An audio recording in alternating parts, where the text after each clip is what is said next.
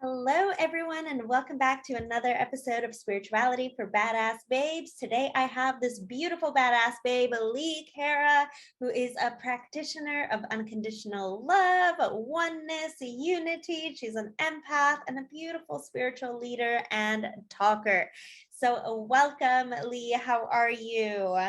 I'm doing well. You definitely got the talker part right. You definitely got the talker part right, for sure. Fantastic. So I'm going to start off saying, what makes you a spiritual badass? I would say that my spiritual badassery really comes from that space within me where I am willing to keep a complete open mind about every single situation, where I try to view all aspects, like all perspectives, whether I agree with them or not, whether I think they're right or wrong, just having that open mind to everything that comes in. Just that alone will amplify your growth and speed it up so much. It's absolutely amazing when you can actually look at every side of something, or at least think that you do. We have a lot of blind spots, but if you're trying, then you're doing good. I love that. It's so true. We do have so many blind spots sometimes, but we need to get inside, get in tune with that unconditional love, not only for others, but for ourselves. So let's start talking about unconditional love. So most people, and I've had this too, I did not know what unconditional love was until I started really looking inside of me and really feeling into what does unconditional love mean to me? What does love mean to me? What does wealth mean to me? What does abundance mean to me? And all of these different things started showing up in my life and showing me what one definition is versus the other. So what was your story with unconditional love? And you practice it, you teach it now, you live it. So how did you go about learning what this unconditional love really means and implementing it with your own clients as well?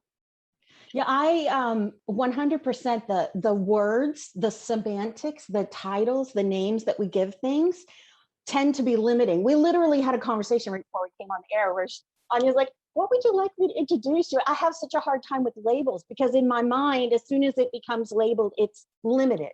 So personally, I tend to stay away from them as I do this, I do that kind of a thing. But overall, the words that we use for things have meanings, whether we recognize it or not. When we say the word unconditional love, so many of us immediately lean into the love that we already know: romantic love, love with a partner, love with a family, love with a relationship. But unconditional love is none of those things. And yet it encompasses all of those things. Actual unconditional love, like universal unconditional love, means love without conditions, literally just love without conditions. Now, when we think about our family relationships, of course, we think, well, if you treat me this way, then I will love you. If you are kind to me, then I will love you. If you gave birth to me, I will love you. Whatever your conditions are, everybody's conditions are different. Everybody feels differently about it. And when you say the words unconditional love to someone who is thinking of it from a relationship standpoint, you immediately tend to get pushback of, well, I need to have boundaries and I can't just let people walk all over me. And you have to have conditions in love. And all of that is understandably true in many ways, and yet can also be approached not from a limiting space, but rather from an expansive state in our personal relationships. But unconditional love in the spiritual sense is the recognition that we all share the same divine essence, entity, creation, however you like to name the energy of God within you. If God triggers you, use a different word. It doesn't matter. I'm not the theology girl. I'm not the semantics girl. Call it Gaia, creator, source, call it Fred. It doesn't make a difference. As long as you're seeking it, you've already found it. Unconditional love is recognizing that every single person that you run into, whether you like them or not, whether they are kind to you or not, whether they are awake or not, carries a piece of the exact same creator ocean that you carry. And so unconditional love is recognizing that. And when that other person that you don't know and yet you know so intimately because you share the space of God within them, when they act out in a way that makes you upset, Unconditional love is what you feel for them because you recognize it comes from pain.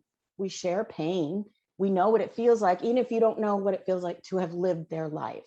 So practicing unconditional love in your everyday life is really looking at every point, every interaction as an opportunity to namaste, to acknowledge and embrace the God light, the light in everyone else, as well as within yourself.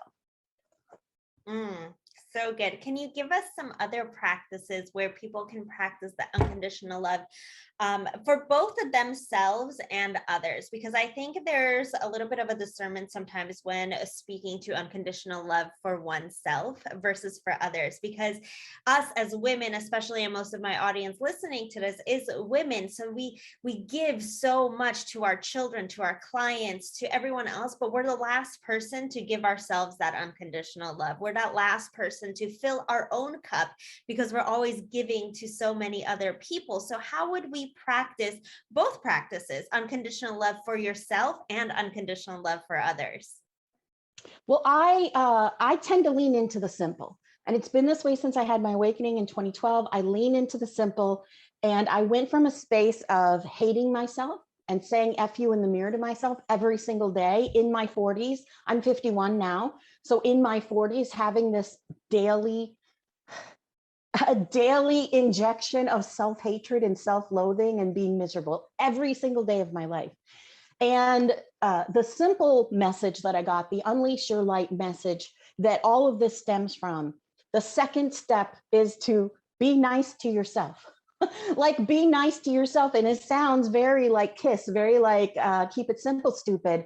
And yet, if you looked at your story from an outside perspective, like you were watching it on, I don't know, Maury Povich or Steve Wilkos or Jerry Springer, whatever show your particular life fits into, maybe it's a little bit more along the lines of Oprah and you have a nice story. Maybe you're more of a Jerry Springer type with fighting on the stage, whatever works for you.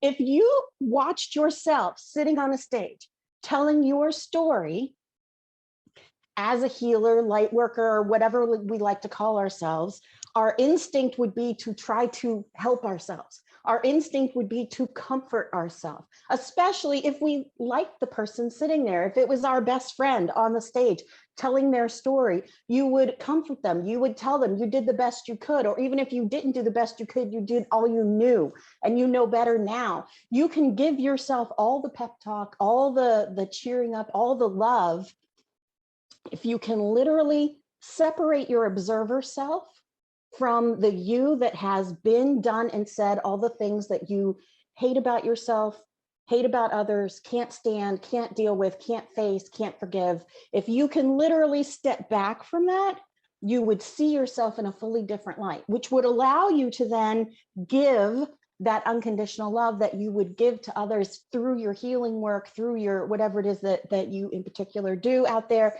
And you would be able to see yourself through that same light. That barrier of self-love is literally one of the most intricately tangled things that we carry with us, because it has roots going all the way back to the first time somebody looked at us as a baby and said, look how pretty you are, or look how smart you are. And the words that they chose will literally create part of your tick, part of your issues. The vines will grow up from being told you're a pretty little girl or you're a smart little girl, from being told you're a bad kid to being told, I don't like it when you behave that way. Literally, the choice of words can shift our own self-love 10, 20, 30, 40 years in the future. It's a fascinating thing, but we, as the people who are awake, right, we have the ability to look at ourselves in self-awareness and through the eyes of love. If we can start to see ourselves that way, then that unconditional love for self does become the first thing. We don't have that same instinct to put everyone else first, because we are just as important as all of the people that we surround ourselves with. That is a tough place to get to. And I'm almost 9 years into my like spiritual journey. And like I said, I'm 51, and this is something that I still on a daily basis have to self-correct, have to observe, have to pay attention to these patterns that come up where I am giving into that space in me that is not the most loving that I can be for myself.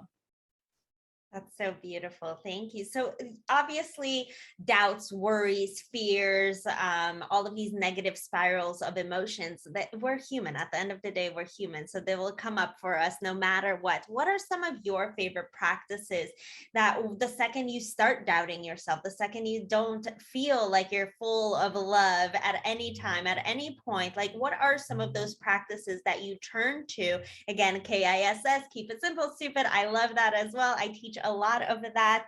So, but what are some of the actual physical practices that you do in order to snap yourself out of it? Because a lot of the times, like once we're going down an emotional spiral and all these negative things are popping up for us, we don't know what to turn to. And then we keep going back to the more negative emotional stuff because that's what we're familiar with. We know that where it's easy, it's comforting at that point to keep calling yourself stupid versus uplifting yourself. So how can someone that's going through this emotional spiral, what are some simple practices that they can do to uplift themselves back up like really quickly so they don't spiral down into these negative emotions?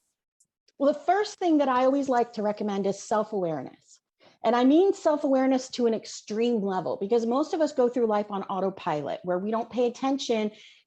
Like if you've been driving somewhere and all of a sudden you're there and you don't really remember the car ride getting there. We will live our lives on this sort of autopilot, especially if we have a life with structure where we do the same thing day in, day out sort of a thing. This level of self-awareness, and don't anyone take offense, but I always liken it to, there's a dog trainer named Cesar Millan, and he's been around for like 20 years.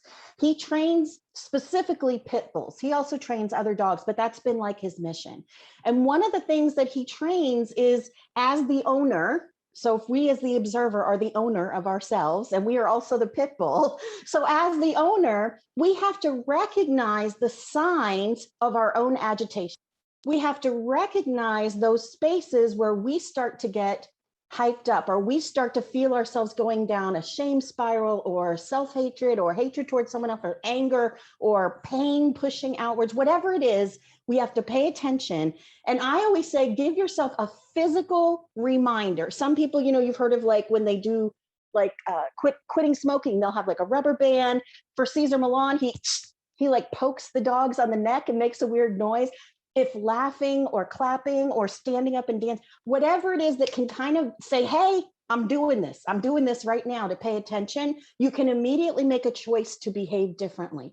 Now, it's not always possible, because when those emotions take you, they take you. And especially if you're a person who says, this is just how I feel. I can't help how I feel, right? What we need to do is pay attention when we know that these strong emotions are happening. If you've gotten past the point of, I'm going to stop this before it starts with a little to the neck or whatever I'm doing, I want you, rather than to pay attention to the thing that's happening, why that person is making you angry, pay attention to the actual feeling, the emotion, not the details, not the whys, who's, what, whens, and wheres, the feeling of it. Because I would bet you that there is another person in your life, in your past, or another situation that gives you the same emotion, right? The same feeling. So if you can connect those two things, you may recognize, I'm reacting on a 10 when I should be at a 3 because of this thing that happened to me 10 years ago. So then you can recognize, I'm still mad at so-and-so from 10 years ago for throwing out my birthday cake in the office. So now if somebody is disrespectful to me at the house and threw away the half-eaten apple on the counter, I'm on a 10 when I should be on like a 2, or really a 0. To me, I don't care if you throw out my apple, but that's just me. But it's literally just this space where we are paying attention to what we're doing and then making a choice to do something different. Because while we are human and we are animals and we are primal, we also carry divine within us, which gives us that space of choice and free will, and I do what I want. You know what I'm saying? Like, whether it's for the good of me or for the bad of me, that spiritual space of us allows us to make the choice that brings our next thing. What we did yesterday got us here. What we did today gets us to tomorrow. So your choice and how you react to this thing that's happening will actually change what comes next in the story. So like you said, if you have a pattern where you do this over and over again. As soon as you choose a different action from your regular input of stimuli, the entire situation changes, and it doesn't turn out the same way that it has the last 50 times that you've gotten to that point.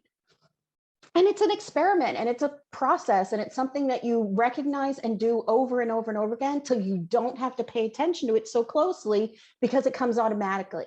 You know, like any habit that you would make. This sort of behavior is a habit to lean towards and to grab, just like our pain, our anger, our bloated space of pain that's looking for a vent, right?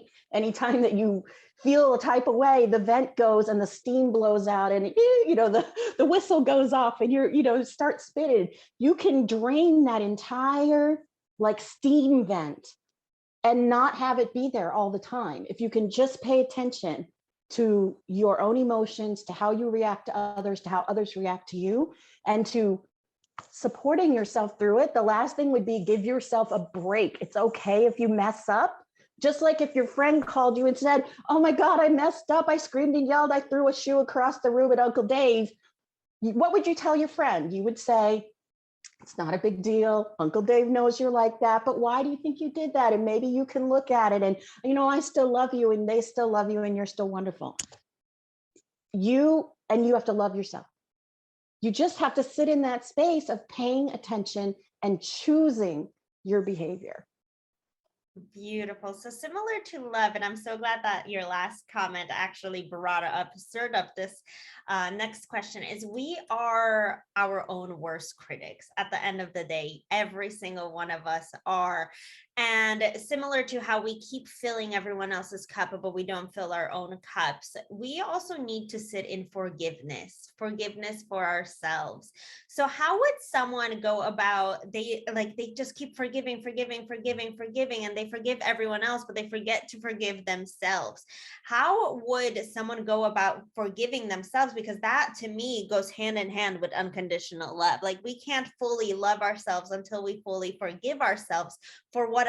Forgive ourselves for not being the best, for not getting the next clients, for messing up, for not reaching 10K months, whatever that is. We beat ourselves up over and over and over again.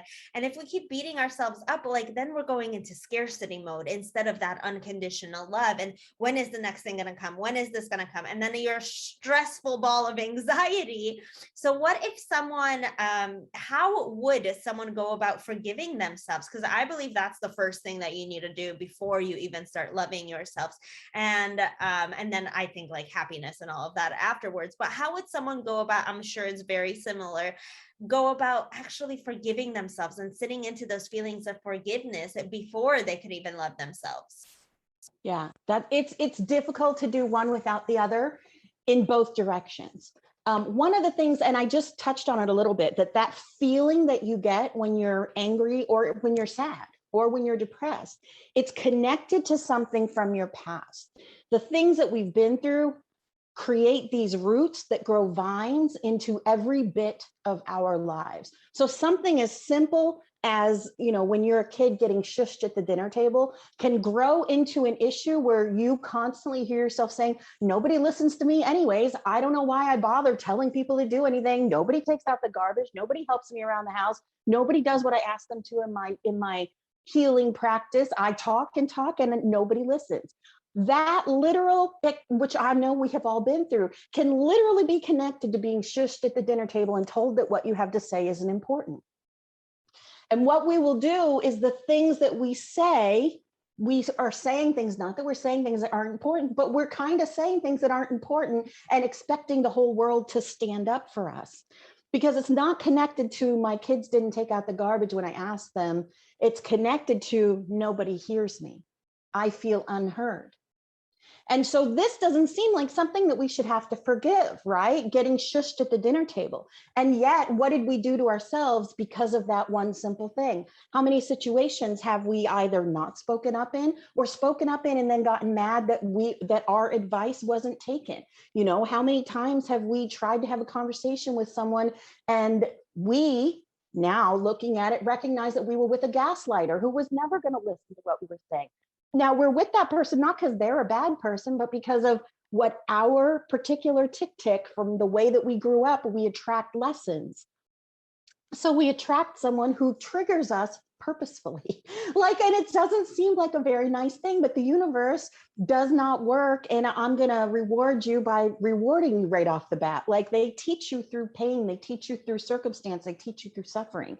So really paying attention to these moments in our past that we can then connect to our present is the space where that forgiveness happens, because a lot of the things that we are beating ourselves up for and self-sabotaging now are connected to something that we didn't have anything to do with. One of the examples that I use a lot is you're a 5-year-old person and your parent, mother or father, tells you go clean your room.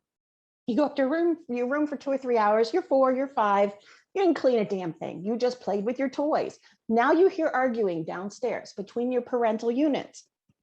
And they're screaming and yelling at each other. And one of them storms out the door. I usually use the father storms out the door.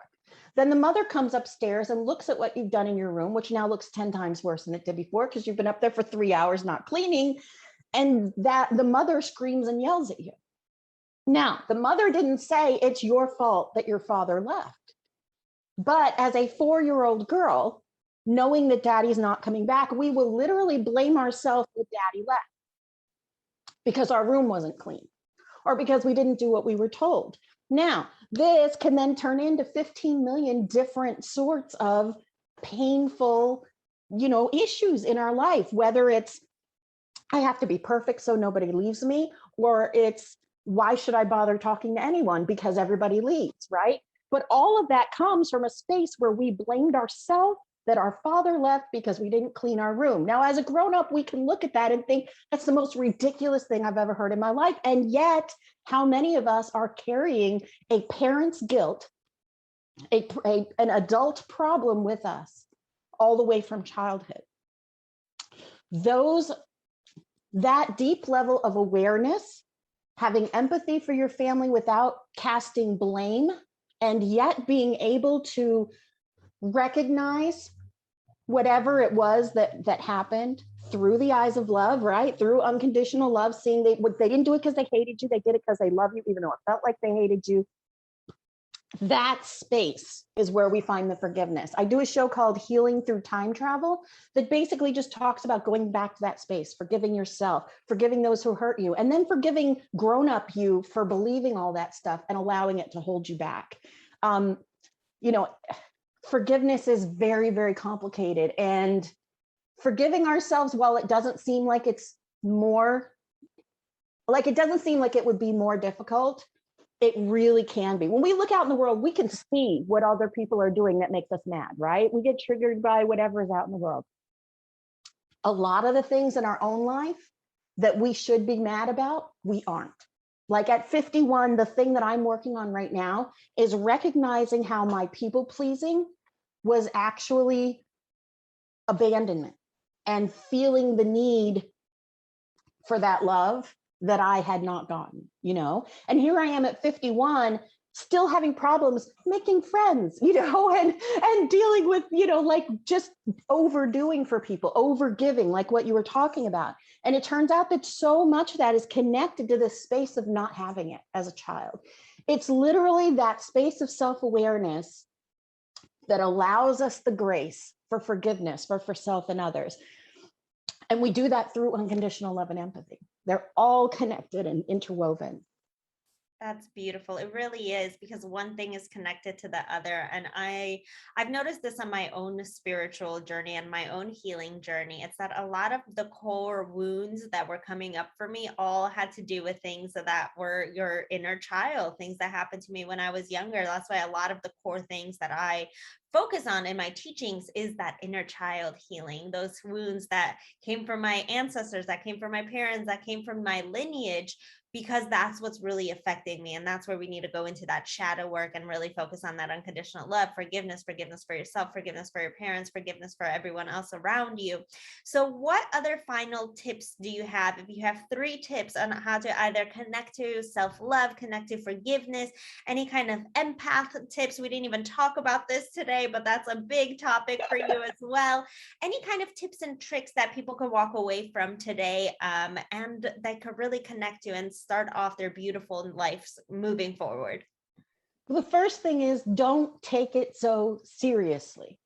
No one gets out of here alive, okay? And maybe that sounds a little bit callous to say, but nobody gets out of this cycle alive, and yet there is no death, right? If we're an infinite energy, then there is no death. So we should be enjoying and having fun with this human body that is literally built for pleasure, for fun, for joy. And yes, it can suffer. And yes, there is pain, but there is an experiential gain through the suffering, through the pain. We learn to love more and to channel love more easily when we allow ourselves to go through pain.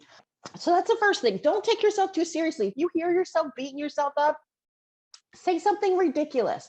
Put on the funniest thing you can find. Say the joke that you're not allowed to say in front of company. Whatever it is that makes you laugh, whether it feels appropriate or not, just do it. Because laughter breaks up an energy, right? If you're sitting and feeling sorry for yourself, if you're sitting and feeling sad for yourself, if you're sitting and bitching yourself out, whatever it is, that creates this energy field that it is hard to move out of. No matter how quickly you walk, it tends to follow you. But if you laugh, if you bring joy to it, it breaks it up. The next thing I would say is question everything and question nothing.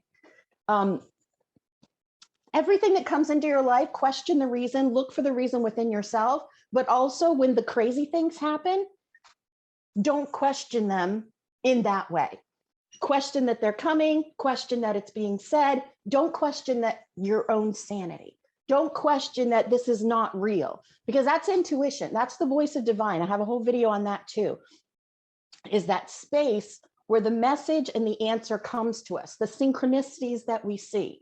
Question everything and question nothing, And it's a very strange place to be in, because you don't want to say, well, if you're hearing people's voices, why should you not question? Because that's an actual mental health problem. I get that. But if you're hearing a nudge to pick the right one instead of the left one, if you're hearing something in your head say, oh, that person's really sad because their parent just died, whatever, those things, pay attention to, question them, but don't question whether they are real or not. Allow them to be real and just move forward. And the last thing is to always be able to connect yourself to the divine energy of whatever you like to call it. And this is something that I don't hear talked about enough. We talk a lot about, oh, we're going to ground. Oh, I'm going to hold space. Oh, I'm going to whatever energy stuff we do. But what are you doing for you to connect? Not to do for someone else, not to connect for that person. I've noticed a lot of the people who are leaders, the people who speak out a lot, the people who do a lot of these shows, literally saying they were told to sit and do nothing. And so many of us got the exact same message, me included. When you're in that space of doing nothing, you're actually not doing nothing. As you know, you're refueling yourself. The thing that we forget is that we always have a constant connection with divine, always. It does not matter whether we are feeling sad or whether we are mad or whether our frequency is low or whether our frequency is high. We are always at the exact perfect frequency. It is the layers of human that keep us from vibrating at the space that we're actually at. It's like our human are the limiters on top of this perfect light body, which already has a limiter in a physical form to a point. Then we add on all of our emotional stuff. But I heard that from Bashar like a year ago about us always being the exact perfect frequency. And it's us, like our human garbage, that keeps us from freely vibrating at that. So that's what I always try to focus on when I feel myself slipping, when I feel myself more often than not having to correct myself, having to pay more attention. Always take that moment to connect with divine, however it is that you like to connect, whether it's meditation, whether it's music, whether it's dancing naked in the moonlight, whatever the heck you like. Make time for you to do that first. Put on your oxygen mask first, just like in the airplane. You got to make sure that you are taking care of you before you start taking care of everybody else. That is so beautiful. And I think so many people are going to walk away with so many beautiful nuggets from that, because we do really need to focus internally on us, and then our high vibrations, our happiness, our joy. Like you said, our bodies were designed for this. And that's something that I preach all the time.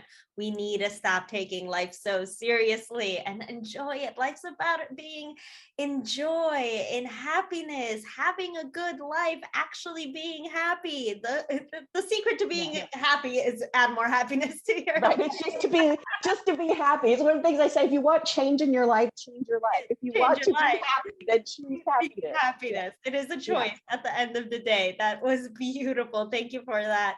So where can people find you? Where can they stay connected with you? Well, I have a website called unleashyourlight.org. I'm in the process of organizing it. I think I've pretty much got the structure down. It's kind of more of a clearinghouse. So over the last 7 years or so, I've done 200 plus live shows, ranging from a half an hour to 2 hours plus.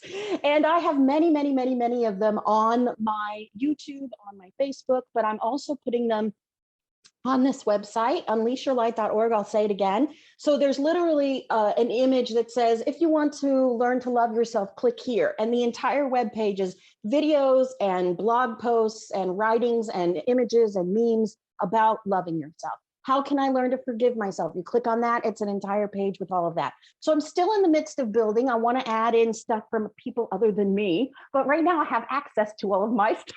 So that's the main place. If you want to go to where that is, unleashyourlight.org. That's where you're going to find me. But I am on Facebook, I'm on Instagram, I'm on TikTok. I do card readings, just a lot of fun stuff. But you can find all that at unleashyourlight.org. Thank you so much, Li. It was so beautiful talking to you. And thank you so much for all the beautiful unconditional love that you've held this beautiful space for us today as well. Thank you. It's been fun. It's been so much fun. Are you ready for the rise of the goddess who is looking to feel good, connect to her inner power, and show up as the truest, most authentic version of herself? During this Embody Your Inner Goddess course, you will be nurtured physically, mentally, emotionally, and spiritually. Each day, you will be led into your divine feminine through connection, meditation, movement, breathwork, and reflection, allowing you to connect to your own creation, renewal, healing, acceptance, life, and so much more. If you're ready to discover your true inner power and step into your own divine goddess beauty while finally creating the life that you've always dreamed of, this Embody Your Inner Goddess course is what you've been waiting for. Join us at bit.ly/embody inner goddess or in the link in the description.